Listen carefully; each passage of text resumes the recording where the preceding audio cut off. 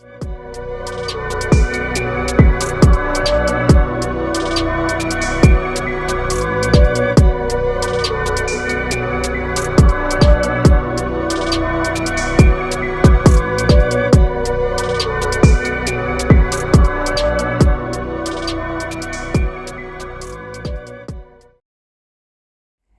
everybody, welcome back to hashtag I am. I know it's been a while and life has been lifing. Nothing too crazy, but since I wore multiple hats, I was being pulled in many different directions and I let some things fall back until things settled down a bit. Now, if you're one of my regulars, you may have noticed that a couple of images in the intro have changed. That's because the person pictured was either missing of their own free will or I couldn't find any information whatsoever on that person. Just wanted to clear that up really quickly for those of you who may have noticed. All right, let's get started. When you think about murder, you never picture yourself as being a victim because who would want to murder you? Surely not someone you know or someone you love, right? Well, according to Psychology Today, being murdered by a stranger is actually extremely rare. As a matter of fact, around 10% of all homicides are committed by strangers, while 28% are committed by someone who's known to the victim. We always hear about stranger danger, but what about those close to home? Who's going to tell us to look out for those evils? For Latoyia Figueroa, Tamika Huston, and Destini Smothers, well, they found out too late just how close to home evil actually lived.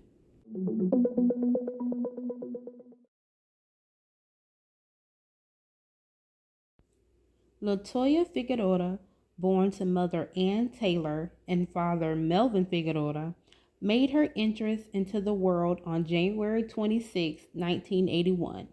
A few years later, on April 13, 1985, tragedy struck when her mother Ann was found murdered on the streets of Philadelphia.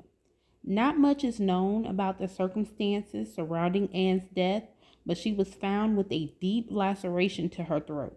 As far as I can tell, her murder has remained unsolved. Growing up, being raised by her grandmother, Latoya lived a fairly normal life. She was described as being outgoing and a fun person to be around. She also had a love of singing, and it was well known to those around her that her favorite song to sing was Thank You by Ashanti because the song showcased her voice really well, and by all accounts, she was a very good singer. As Latoya grew up and went on to attend high school, a couple of seismic shifts changed the course of her life. At age 17, she found herself pregnant by her high school sweetheart, Anthony Williams, and she later gave birth to their daughter, Izane. It was during this time that her grandmother, the woman who was basically like a second mother to her, passed away. Being dealt yet another blow while she was not even technically an adult was hard on her. It would have been so easy to give up, but Latoya persevered. Even when it became apparent that her dreams of pursuing a nursing career wouldn't happen, she still didn't give up. As badly as she wanted to continue her education, the money just wasn't there. So she found work wherever she could and focused on making a way for herself and her daughter. Latoya, now an adult, was considered as being a hard worker and dedicated mother. She loved her daughter more than life and made sure to express it every chance she got. At this point, she was no longer in a relationship with her daughter's father, but they were able to maintain a good co-parenting relationship. Life for Latoya, although not how she expected, was pretty good, except there was always this feeling in the back of her mind that something wasn't quite right. She would often express to family and friends an immense fear of ending up like her mother, and this wasn't a new revelation. She carried this feeling throughout her life, starting back when she was just a little girl. It's as if she had a premonition of her own fate, and sadly, she wasn't wrong. On the morning of July 18, 2005, Latoya and her now boyfriend and father of her unborn child, Stephen Poaches, went to the hospital for a wellness check. She was 5 months pregnant at the time, and it's unclear if the check was one of her regular prenatal visits or if something else was going on. Regardless of the reason for the visit, they were unable to pay the $35 copay and left the hospital without being seen by the doctor. Afterwards, they went back to Stephen's apartment, where, according to Stephen, they remained until 5 p.m., which is when Latoyia left. It wasn't until Latoyia's family received word that she failed to pick up her daughter from daycare that they knew something was wrong. They were also later informed that the young mother failed to show up for her shift at TGIF. As I've mentioned before, everyone knew how hard of a worker and how dedicated of a mother Latoyia was. So the fact that she didn't show up to neither location rang alarm bells for the family. They immediately went out looking for her themselves, and when they were unable to locate her, the police were called. Coinciding with Latoyia's disappearance was all the media attention about Laci Peterson and her husband Scott Peterson, who was convicted of her murder and was subsequently sentenced to death by lethal injection in 2005. While Laci became headline news from the very start and remained in the news for 3 years, Latoyia was missing for nearly 2 weeks before anyone took notice. It took a well-known blogger pointing out the blatant disparities in how both cases were handled and how the disappearances of Black American women who suffered the same fate received little to no media attention that the disappearance of Latoyia finally made the news. Following the report of Latoyia's disappearance, everyone close to her was questioned, including her current boyfriend, Stephen, her daughter's father, Anthony, and other past boyfriends. Her car and home were also searched, but nothing of substance was found that would lead to her whereabouts. It wasn't until police received a call from someone close to Stephen that the investigation took a turn. The friend, who has chosen to remain unnamed, called the police with a shocking revelation. He claimed that Stephen had called him in a panic, asking for a body bag and truck. This then led police to surveil Stephen, and thankfully it paid off because Stephen led them to a wooded area where Latoyia's decomposing remains were found. He was arrested on the spot, and at the time of his arrest, he was wearing a bulletproof vest and a .45 caliber handgun was in his possession. It is believed that all of the media attention that Latoyia's disappearance was suddenly getting spooked Stephen, and he was hoping to relocate her remains. He later confessed that the two had gotten into an argument where she slapped him, causing him to lose it, and he began choking her. After noticing she was no longer moving, it suddenly dawned on him the gravity of what he had done. In October 2006, Stephen was convicted of 2 counts of murder in the first degree and sentenced to life in prison without the possibility of parole. He will spend the rest of his natural-born life in prison, as he should, but the family and friends of Latoyia were given a life sentence as well. They're going to spend the rest of their lives without the beautiful soul and light that Latoyia emanated. And Izane will have to live the rest of her life without a mother, just as her mother had.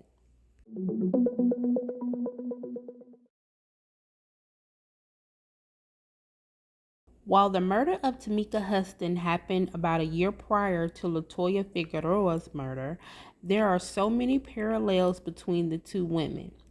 Born December 11, 1979, Tamika was what you would call a free spirit, and although she was often referred to as adventurous and spontaneous, she, for the most part, kept her personal life private.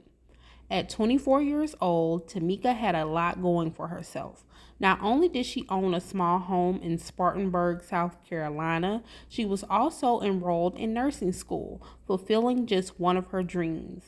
The other dream was to have a career as a singer. She even went so far as to travel to Atlanta, Georgia to try out for the singing show American Idol. Although she failed to move forward to the next process, she continued to share her angelic voice by singing in the church choir. It wasn't unusual for Tamika to go days, maybe even a week, without speaking to her family. Because of her spontaneity, it also wasn't out of character for her to just up and decide to go on a road trip.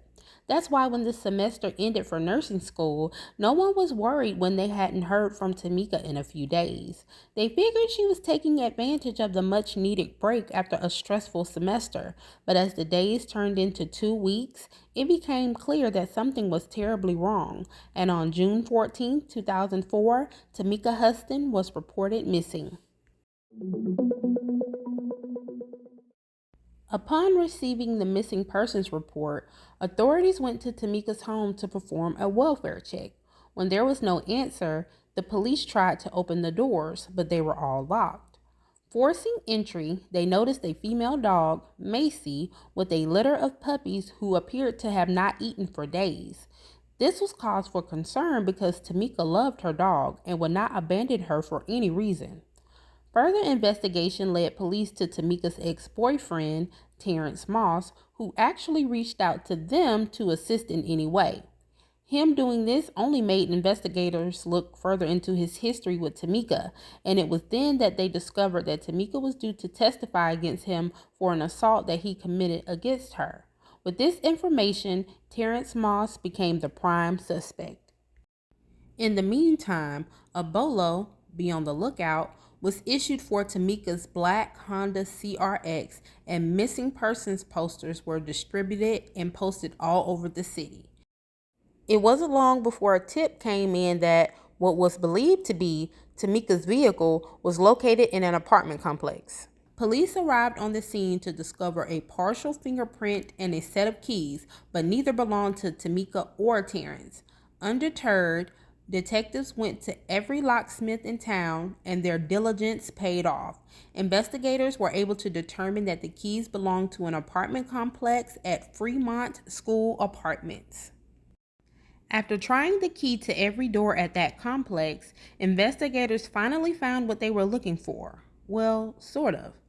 The lock that the key opened was actually to a door in the complex's basement. Instead of management buying a brand new lock after a tenant was evicted, they simply switched the locks to other unoccupied apartments. This bit of information led to a major break in the case because that meant that whoever owned the set of keys was recently evicted. At the same time, police were informed from Tamika's best friend about a man named Chris that Tamika was involved with at the time of her disappearance. When investigators checked the list of tenants who were evicted, sure enough, there was a Christopher Hampton on that list. Finding Chris was fairly easy for investigators, seeing as how he was already in jail for an unrelated crime. Upon questioning, Chris denied knowing anything about Tamika's whereabouts, but after a speck of blood that was found on his wallet revealed to be that of Tamika, a gruesome discovery was made. According to later confessions, Chris and Tamika were at his apartment where the two were in an argument. Tamika asked him for money, but he said no since he was saving up money for the baby by another woman that was on the way. The argument ensued further when Chris, who was ironing his clothes, got frustrated and threw the iron at Tamika, hitting her in the head. Once he realized that Tamika wasn't moving and the pool of blood on the floor started to spread, he panicked and began trying to cover his tracks. He stuffed her in a borrowed car, driving around for hours before finally deciding to dump her body near Highway 290 in Duncan, South Carolina. In August 2005, Chris led investigators to Tamika's remains. And just a short time later, on August 25, 2005, Chris Hampton was indicted for Tamika's murder. He ended up pleading guilty, and on April 3, 2006, he was sentenced to life in prison. Both women were 24 years old at the time of their death. They both had similar aspirations and dreams. They were both killed by men who claimed to love them, and both of these women's cases were overshadowed in the media due to more popular cases involving non-people of color. For example, during the time of Tamika's disappearance, Laci Peterson's case was still making waves in the media. Not only that, but the murder of Lori Hacking, committed by her husband Mark Douglas Hacking, the disappearance of Natalie Holloway, and news about runaway bride Jennifer Wilbanks was also taking up space in the media, making what happened to Tamika an afterthought. Luckily, investigators in this case didn't give up, and I gotta hand it to them. They did exactly what they were supposed to do to solve this case. Sadly, Tamika's story doesn't quite end here. On January 9, 2017, Tamika's father, Anthony Huston, and her mother, Joanne Huston, were found shot in their home in an apparent murder-suicide. Anthony was pronounced deceased at the scene, while Joanne was rushed to the hospital where she was later pronounced deceased. At the time, the coroner was unable to determine which of the pair committed the crime, and I have been unable to find anything that gives a clear answer as to who was the perpetrator and who was the victim.